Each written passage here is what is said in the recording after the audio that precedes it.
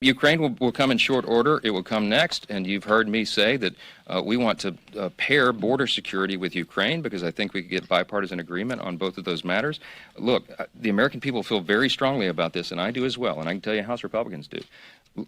We have obligations, and we have things that we can and should do around the world, but we have to take care of our own house first. And as long as the border's wide open, we're opening ourselves up for great threat. And again, it's just a matter of principle that if we're going to take care of a border in Ukraine, we need to take care of America's border as well. And I think there's bipartisan support for that idea. We're going to get right to that. Now, because I can already hear some people weeping and gnashing of the teeth.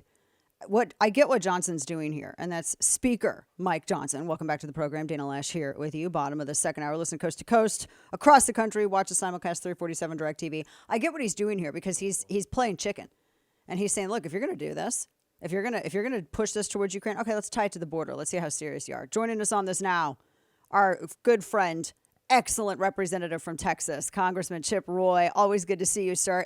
Do I have that accurate? Because, I mean, it makes sense. Like if they're, okay, Democrats, you're insisting on Ukraine. Okay, we're insisting on the border. So let's see how serious you are.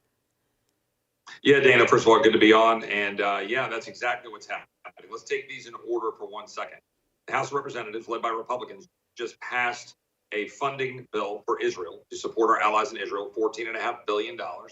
And we did so by using a large pot of money that is sitting over here designed to expand the IRS to target the American people. 12 Democrats joined us in the House. The swamp didn't think that would happen. But because a lot of Democrats want to decide with the IRS and expanding the IRS over standing with Israel. Now we'll see what Chuck Schumer and what President Biden do. Will they choose Israel? Will they choose the IRS? We want to get busy doing our job, make sure we're paying for this stuff as we go. Stop harassing the American people, and let's go help Israel. The second thing we're going to be working on is figuring out how to get our appropriations bills passed. We just passed the 7th. We hope to pass a few more next week. And we might entertain a stopgap bill, but only one that will force us to do our work with appropriations bills. We'll see what the Senate does. They're not going to like that. Now, the third thing you're talking about, Ukraine and the border. We need to secure the border. That is an absolute prerequisite for anything that we're going to do to fund anything about Ukraine. And Mike Johnson, very wisely, is making that clear. We don't know whether we should support Ukraine or not. We need more briefing on it in terms of how's it being used, corruption, where's the money going, what's our stockpiles look like. Make that case, but only if you're securing our border first. That's what Mike is saying. So if there's going to be a movement of a Ukraine vehicle, it's going to have to be proved that they're doing the right thing with the money, and it's going to have to be paid for out of the Inflation Reduction Act and all the subsidies for, rich white liberals who want to mess up our energy supply. And we're going to have to make sure that our border is secure. This is what your new majority in the House of Representatives looks like under the leadership of Speaker Johnson. And we're going to keep working to accomplish those things. That sounds perfectly reasonable. I think that all sounds just perfectly reasonable, the proposals put forward. Although you got to get the Senate to go along with it. Yeah. And the Senate, as you know, Congressman, they're having a bit of difficulty, particularly with one senator. And I have seen so many. I got to say, I'm so shocked to have seen some of the Republicans in the House and in the Senate go off on Senator Tommy Tuberville, because he is standing and saying, look, we're not going to have taxpayer funded abortion on demand for service members as birth control. We're not doing this stuff. And they could do this, as I understand it. They could just do these confirmations one by one, but they want to do it en masse. Sure. And that's what he's fighting against. Talk to me about that, because I got to tell you, I was really mad to see that some of the Republicans that I saw go after him for this. Yeah, it was disgraceful. There's no other way to put it. I saw senators take the floor who went down and frankly lied to the American people. And they were attacking the honor of Coach Tuberville, who's been standing in the breach, saying that we should not be funding abortion tourism, that the American people never signed up for that. And in fact, it's contrary to existing law, and that this administration is violating the law.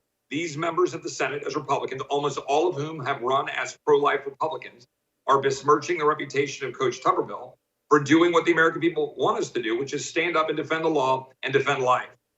So I stand with Coach Tuberville. I hope he'll keep holding the line. Now, some of those same Republicans who lied, by the way, and went to the Senate floor and said that this was about, having a vote on the floor. No. It is Tuberville who wants to have a vote. They want unanimous consent. He has an election certificate from the people of Alabama and the free will to use it. and not have his unanimous consent be assumed. If that's the case, you force a vote. That's it. So the House passed a conservative national defense authorization bill and a DOD appropriations bill, which prohibit and defund abortion tourism. So the question now is, will House Republicans stand with Coach Tuberville and life, or will they stand with the defense establishment and those who want to roll life and just go campaign on it? So hopefully we'll do the right thing and hold the line. I hope so. We're talking with Congressman Chip Roy out of Texas. I'm looking at this because when you look at surveys, particularly for taxpayer-funded abortion, which is exactly what the issue is with us, the majority of Americans, I think some of the last surveys I saw, RCP had an average going for a while. They're not for that. I mean, they don't think that this is, as you were talking about, abortion tourism, especially funded by the taxpayers. This is not something they're in favor of, even if you're looking at moderate Democrats or Republicans. So I don't know why, your colleagues in the Senate are having such a hard time with the messaging on this. Well, it's because the Senate Republican leadership and Senate Republicans broadly too often listen to the swamp and listen to the defense contractors and like to give lip service that they're conservatives, that they're running on border security, or that they're running on protecting life. But when push comes to shove, they're not going to stand alongside Coach Tuberville. Frankly, only a few members of the Senate have gone down to the floor in defense of Coach Tuberville. Yeah. More should. He's doing the right thing. Now, they may try to jam us with changing a rule change in the Senate next week to try to jam Coach Tuberville. Really? And try to make it to where they can force these through. That's the rumor I'm hearing. I hope House Republicans, through the Speaker, will send a loud message to the Senate. You might try to roll Coach Tuberville, but we're going to demand a National Defense Authorization Act and appropriations for defense that stop this unlawful and frankly immoral funding of abortion tourism that the American people don't want us to fund. No matter what you believe about abortion, we shouldn't be having taxpayer funds. There's a long-standing tradition under the Hyde Amendment and our principles that we're not going to take taxpayer funds and fund abortion, and we shouldn't do it here. I want to switch gears and ask you about the pause, the language that the administration is trying to use so they don't say the word ceasefire and get into more trouble. This pause that Anthony Blinken has been talking about, that Kamala Harris, we had a weird, I'm not even going to play that because we couldn't make heads or tails of it. It's a weird word salad soundbite from her. None of our audience could understand what she was trying to get at. But is this the administration being influenced by the ideology, the squad ideology, its base, and being forced to kind of back away from standing with Israel against this attack from Hamas? Like, what is the thinking on this? Yeah, well, I think Joe Biden is starting to feel squeezed. He's in quite the predicament because he's getting pushed by the radical elements of the Democratic Party who do not want to stand with Israel, who do not want to defend American national security interests through Israel. And yes, that's the squad. And yes, that includes Rashida Tlaib, who we can talk about in a minute. But the bottom line here is that these guys, the administration, are trying to walk away from Israel. And they talk about things like a ceasefire, when in fact, Israel has a clear mission, and that is to destroy Hamas. They have tried to work in good faith over the last 15 years, working with Gaza, down there, knowing exactly the kind of dangers and all the tunnels and all the infrastructure, knowing that Hamas uses civilians as, shields, human shields, and hospitals. They've got their headquarters under a hospital. And now Israel has said, "Hey guys, we're serious. We're going to give you time. We're going to be civil about this. We're going to do everything we can for humanitarian interests and not hit targets that we don't want to hit. But we're taking you out, Hamas." And the people in Gaza need to know that. Palestinians, whether they're in Gaza or throughout other areas, they need to understand that. And so this administration wants to kind of, have their cake and eat it too, and placate, their extreme elements of their party while allegedly standing by Israel. But they're doing no such thing. They're just words. They want to fund Palestinians and fund Hamas through the United Nations. They want to continue to fund our adversaries. They want to continue to allow Iran to make billions giving oil to China without sanctioning them. They don't want to go after the $6 billion in Qatar. This is nonsense. This administration is not standing with Israel.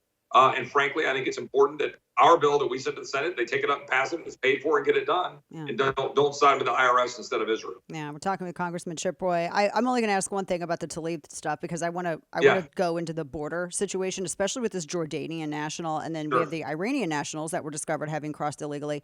I know that there was an effort to censure her because it seems like, just talking about the squad's influence on the administration and their backing away from Israel. I mean, it does embolden all of it. What was the thinking behind? Because whenever you and people like Thomas Massey and others sort of take a very interesting position, it does. Yeah. Now that's where we'll use the word pause correctly. I do take pause there because you guys don't really do anything haphazardly.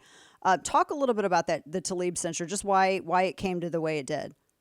Yeah. First of all, look, Rashida Tlaib has certainly engaged in conduct that merits our attention. Okay, she has said things that are reprehensible. Her own Democratic colleagues have talked about her anti-Semitic rhetoric, that she has been siding with our enemies over the United States, that she's siding with Hamas over Israel, that she's been defending conduct that is totally indefensible, that she's dismissing and just saying that, the conduct of beheading people and slaughtering babies and all of the rapes and the murders that we saw on October 7th, that's just resistance. I'm sorry, that's a step beyond normal just speech and what you do in speech and debate. You are siding with our enemies, and that is conduct unbecoming a member of Congress. Let me be clear. A lot of us were talking about the nature of whether that's censurable conduct. We're having a debate about that. I think it probably rises to censurable conduct. But what doesn't is when you draft a resolution that is highly flawed and has a lot of negative consequences. For example, with all due respect to my colleague from Georgia, I have no interest in getting into a back and forth with her about this. I just voted on a piece of legislation that I thought was badly flawed and badly drafted because it went in and defined insurrection as something that's not an insurrection. That will undermine people who are then gone after for something that wasn't an insurrection. So in this case, you had Jewish people who are for a ceasefire. I disagree with them. I think they're crazy. But they were Jewish people who are for a ceasefire who came into this building I'm in right now, Cannon, and took over the rotunda. That wasn't an insurrection. They might have violated some laws. They might have been, punished or prosecuted, but it wasn't an insurrection, and words matter. These are legal terms that can be used, as we know, in January 6th for purposes that aren't necessarily good. I'm not going to vote because it's politically expedient, ever. Let me be very clear to all of the people out there who are all in a, kerfuffle. I will not vote for something because it's politically expedient. I will do my job in a republic as the representative of 750,000 Texans to follow the law, to follow the Constitution, and to make a level-headed judgment about what's before me. There may be additional legislation coming. Not going to get in front of that yet, but we've got to do our job. But let me be very, very clear. Rashida Tlaib has said things that absolutely are unbecoming of members of Congress and deserve a response, and we're all talking about it and working on it. Yeah. Now we're talking with Congressman Chip Roy. I have one more question for you, and that makes sense too. We cannot forfeit ground on language because that invokes penalties. I mean, we all see that. The Iranian nationals that have crossed over the southern border illegally. We had a story out of another foreign national looking to commit an act of terrorism in New York, and then the thing that came out this morning about this Jordanian national who was arrested in Houston for plotting an attack on the Jewish community. So here we have 4 different instances of terror found in the United States. I know the administration's focusing on Islamophobia, but it looks like we have a problem here. And then you have Iran saying that, well, if things kick off, if America doesn't back down, you're not going to need your ships, you're not going to need your air cover, you're not going to need any of that. Right. I wanted to kind of get your just last thoughts on that because we've left ourselves open for that kind of action here because of the border. One of the reasons why I think the speaker is correct and why we and the Freedom Caucus and otherwise here in the Republican Congress have been pushing for tying the border security to Ukraine and frankly other things is that we are in danger right now.